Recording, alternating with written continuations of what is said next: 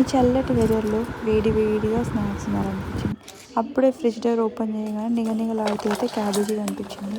దీన్ని కర్రీ చేస్తే ఎట్లా తినబుద్ధి కాదు. సో ఇంకా మంచిగా పకోడీ చేసుకుంటే టేస్ట్ చాలా బాగుంటుందని దానైతే సన్నగా కట్ చేసి పెట్టుకున్నా. ఇప్పుడు దాంట్లో సన్నగా కట్ చేసి పెట్టుకున్న కొత్తిమీర, ఇంకా మీ రుచికి సరిపోయేంత ఉప్పు, కారం వేసుకోండి. పసుపు, అల్లం వెల్లుల్లి పేస్ట్ కూడా వేసేసుకోండి.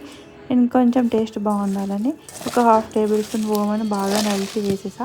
ఇప్పుడు వాటన్నింటినీ క్యాబేజ్తో మంచిగా మిక్స్ చేసుకోవాలి. ఇప్పుడు దీంట్లో 2 టేబుల్ స్పూన్ల శనగపిండి, కరకరలాడాలి కాబట్టి 2 టేబుల్ స్పూన్ల కార్న్ఫ్లోర్ వేసి బాగా మిక్స్ చేసేసుకోవాలి.